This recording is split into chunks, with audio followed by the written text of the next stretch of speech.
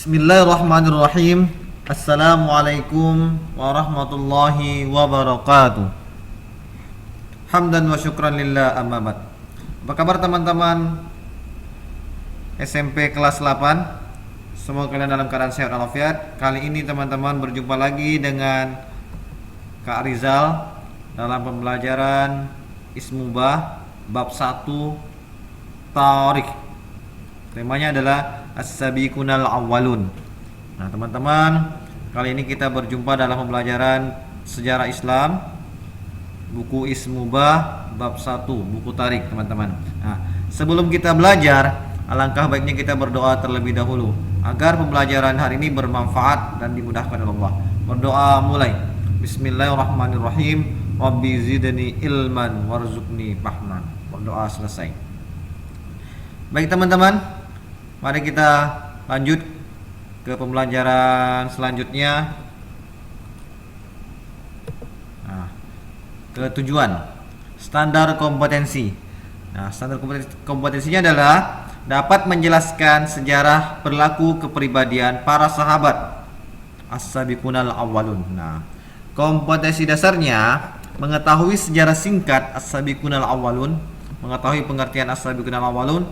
Dan yang ketiga, mencontohkan perilaku kepribadian para sahabat yang mendapat gelar as-sabiqunal awwalun. Nah, lanjut teman-teman ya. Nah, sabiqunal awwalun, kita mengetahui pengertian as-sabiqunal awwalun. Dalilnya sahabat kategori as-sabiqunal awwalun, kepribadian para sahabat. Nah, ingat teman-teman, kita lanjut ke pengertian as-sabiqunal awwalun. Teman-teman bisa membuka buku halaman 6. Ingat, halaman 6 dibuka ya, bab 1 Tarik. Pengertian as-sabiqunal awwalun menurut bahasa itu orang yang dahulu. Nah, kalau dalam buku kalian itu ada menurut bahasa awal. Awal itu artinya orang yang pertama, sedangkan sabaqo sin, ba dan qaf sebuah kata kerja yang yang lebih dahulu. Nah, atau orang yang terdahulu. Makanya as-sabiqunal awwalun digabungkan orang yang pertama dan yang terdahulu memeluk agama Islam. Jadi menurut istilah, orang yang terdahulu yang pertama kali masuk Islam atau memeluk ajaran Islam, teman-teman. Itulah yang disebut dengan as-sabiqunal awwalun. Paham sampai di sini? Nah, baik, teman-teman, Kak Arzal lanjut. Allah berfirman, Al-Quran surat At-Taubah ayat 100. Nah, Bismillahirrahmanirrahim. Was-sabiqunal awwaluna minal muhajirin wal ansar walladzina tabauhum bil ihsani radhiyallahu anhum wa radu anhu wa'adda lahum jannatin tajri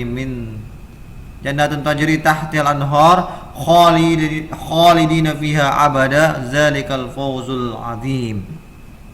Saya ulang ya teman-teman. Bismillahirrahmanirrahim.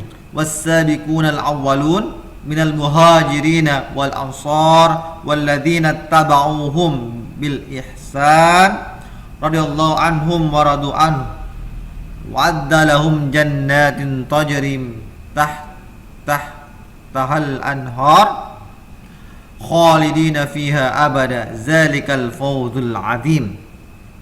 Ya, sabiqunal awwalun, orang-orang yang terdahulu lagi yang pertama-tama masuk Islam dari golongan muhajirin dan ansar, dan orang-orang yang mengikuti mereka dengan baik. Allah ridho kepada mereka dan mereka pun ridho kepada Allah, dan Allah menyediakan bagi mereka surga yang mengalir sungai-sungai dalamnya selama-lamanya. Mereka kekal di dalamnya. Itulah kemenangan yang besar. Inilah yang dijanjikan oleh Allah kepada orang-orang Ansar, orang-orang golongan muhajirin yang pertama-tama masuk Islam, teman-teman. Mereka dijanjikan Allah masuk surga yang mengalir sungai-sungai dalamnya selama-lamanya. Mereka akan kekal dalamnya. Itulah kemenangan yang besar bagi yang masuk dalam golongan orang-orang as-sabiqunal awwalun. Al-Quran surat At-Taubah ayat 100. Nah teman-teman lanjut ya. Kita lanjut ke materi selanjutnya. sahabat kategori as-sabiqunal awwalun. Yang pertama, dalam sejarah diketahui bahwa jumlah sahabat Nabi Muhammad SAW yang as-sabiqunal awwalun adalah mereka yang pertama kali belajar bersama di rumah Arqam bin Abil Arqam yang berjumlah 60 orang. Ingat teman-teman? Nah, sahabat di rumah yang bernama Arqam bin Arqam yang berjumlah sekitar 60 orang. Saat itu jumlah pemeluk agama Islam semakin banyak dan pentingnya untuk menetapkan suatu tempat sebagai tempat untuk menerima ilmu dari Nabi Muhammad SAW. Nah, itu tempat orang lagi belajar kepada Rasulullah. Sementara Rasulullah, beliau belum bisa berkumpul dengan mereka secara terang-terangan.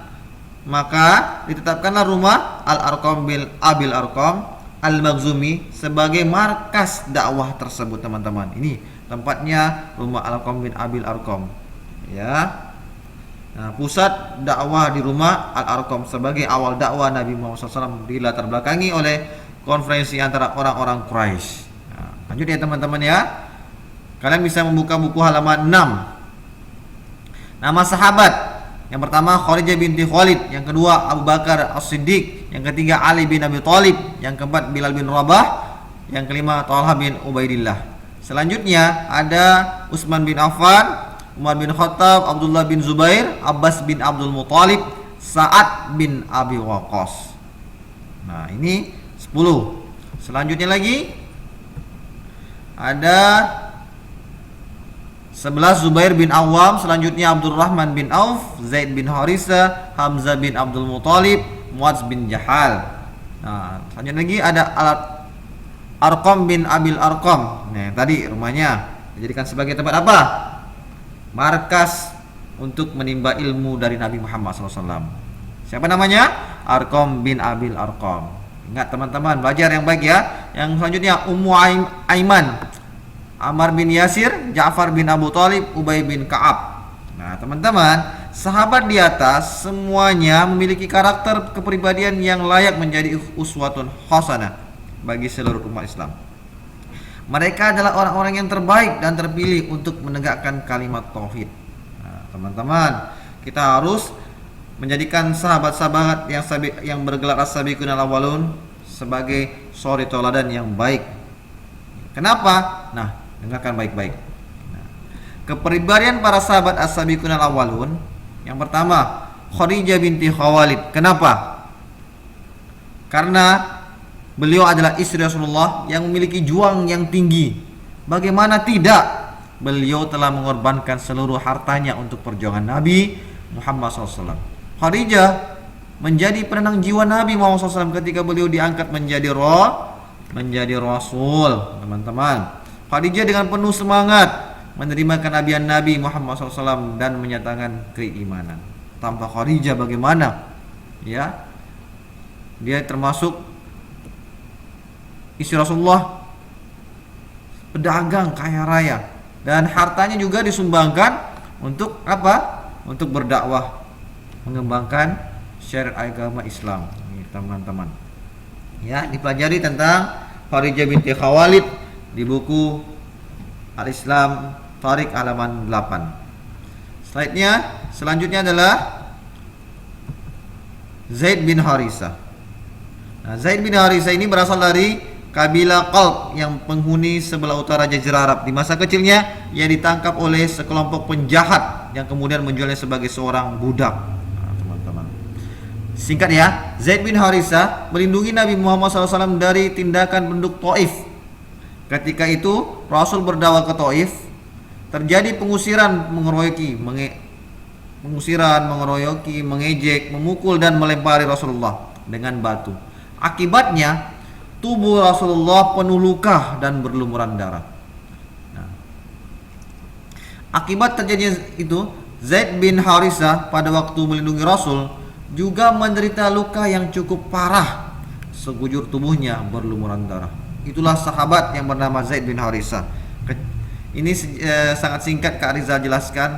Untuk lebih jelasnya lagi teman-teman bisa membuka halaman 9 buku Al-Islam. Dipelajari tentang Zaid bin Harisa. Nah, teman-teman ya, Kak Rizal hanya memberikan gambaran singkat-singkatnya keteladanan kepribadian sahabat yang bergelar as-sabiqunal awwalun. Yang kedua adalah Zaid bin Harisah. Selanjutnya ada siapa yang ketiga? Bilal bin Rabah. Siapa teman-teman? Nah, Bilal bin Rabah. Bilal bin Rabah setelah masuk Islam, beliau disiksa oleh majikannya, teman-teman. Karena apa? Karena keimanannya. Tetap beliau mengucapkan ahad, ahad. Ini singkat dari Kak Rizal ya. Teman-teman, kalau kalian ingin lebih jelasnya, kalian bisa melihat buku halaman 12 di buku Tharik. Itu penjelasannya sangat luas. Kak Rizal hanya menjelaskan secara singkat. Bilal termasuk salah satu yang melaksanakan perintah hijrah ke Madinah. Bilal selalu mengikuti Nabi Muhammad SAW kemanapun beliau pergi, selalu bersamanya saat sholat maupun ketika pergi berjihad. Ketika Nabi Muhammad SAW selesai membangun Masjid Nabawi di Madinah, maka Bilal bin Rabah ditunjuk sebagai orang pertama yang mengumandangkan azan. Namanya muazzin. Ya teman-teman, itu singkat dari kepribadian Bilal bin Rabah. Yang keempat ada Hamzah bin Abdul Muthalib. Ya teman-teman, Hamzah adalah salah satu seorang Quraisy yang diharapkan Nabi Muhammad SAW agar masuk Islam. Nah ya, ini Hamzah ini siapa? Nabi, paman Nabi, teman-teman. Hamzah ini paman Nabi, saudara sepersusuan Nabi Muhammad SAW yang termasuk dalam kategori as-sabiqunal awwalun. Nah teman-teman, setelah beliau masuk Islam, masyarakat Islam menjadi lebih aman. Hamzah memang menjadi kesatria muslim yang handal. Dia juga sangat aktif peperangan melawan kaum musyrikin. Dalam perang Badar, pedang Hamzah banyak menghabiskan nyawa kaum kafir. Bahkan seorang petinggi Quraisy yaitu Abu Jahal juga ikut binasa karena keahliannya dalam menggunakan pedangnya, teman-teman. Itu singkat kepribadian para sahabat as-sabiqunal awwalun. Yang empat, Hamzah bin Abdul Muthalib. Selanjutnya, nah, Abdurrahman bin Auf.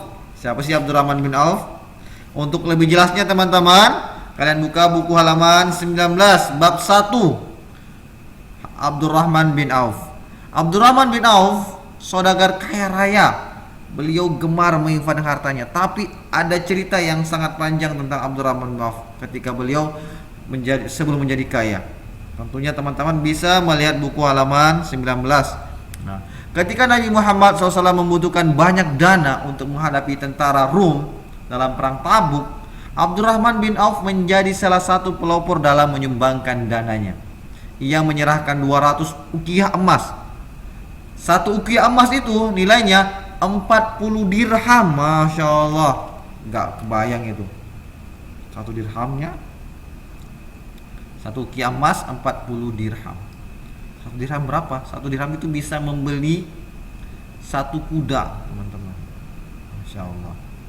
Ya, jadi teman-teman bayangkanlah Abdurrahman bin Auf itu seorang yang dermawan sekali. Nah, dalam menyebarkan agama Islam untuk kepribadian, untuk apa? Untuk mensiarkan agama Islam pada zaman Rasulullah SAW. Nah, teman-teman, di akhir pembelajaran ini Kak Rizal memberikan tugas kepada kalian agar kalian bisa belajar di rumah. Tugas setiap individu mengumpulkan sebuah ringkasan dari materi kepribadian as-sabiqunal awwalun. Bab 1 buku Tharik dikumpulkan di GCR kelas. Sekian dari Pak Rizal, selamat belajar. Diulang-ulang video ini agar bermanfaat, agar pembelajaran bab Tharik bisa maksimal kalian pelajari. Mohon maaf atas kekurangan. Kurang lebihnya, kekurangan datangnya dari pribadi Kak Rizal, kelebihan datangnya dari Allah. Wassalamualaikum warahmatullahi wabarakatuh.